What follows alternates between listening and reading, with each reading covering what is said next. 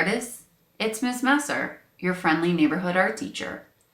A lot of times I teach you about contemporary artists. That's artists making artwork right now.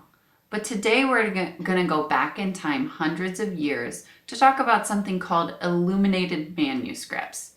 We're going to go back to the era called the Middle Ages, which was from about the year 500 to the year 1500.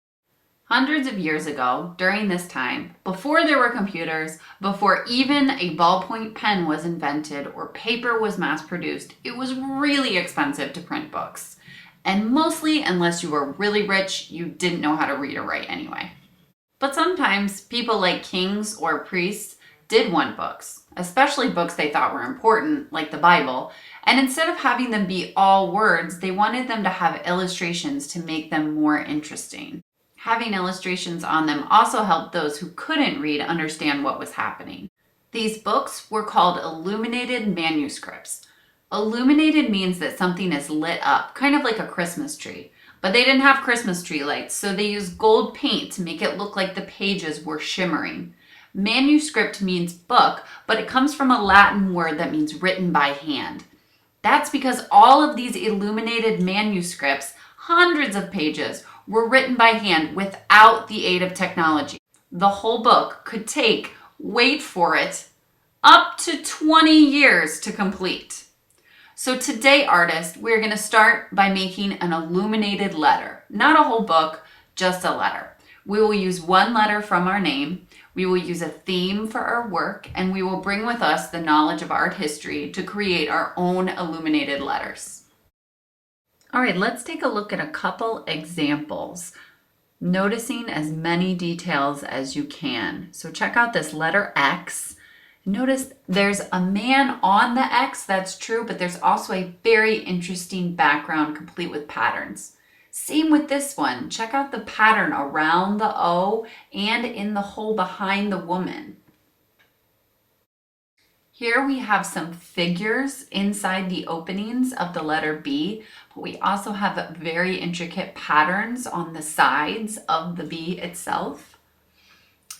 We've got the letter P, and the fish are making the letter itself. So they're forming the lines that make the letter. The same goes for this, another P, but this time it's a dog that's forming that shape.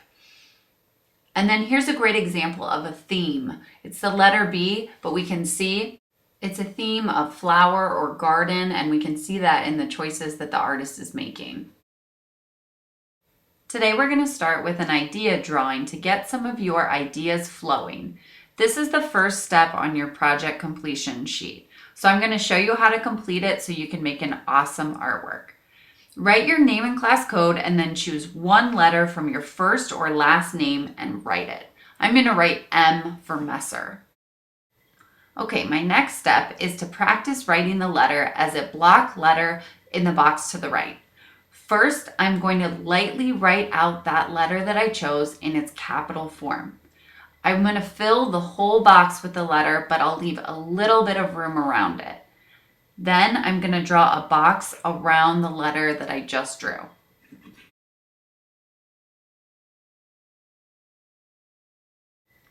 Then I grab my eraser and erase the inside line. Last, I make any necessary changes to improve my block letter. So the third question asks you to choose a theme for your illuminated letter. Think of things you enjoy. For example, some ideas might be night, music, football, summer, winter, flowers. I chose the theme of fall because it's my favorite season. The fourth question asks you to practice in drawing out your block letter in the bottom box and then illustrate it with your theme.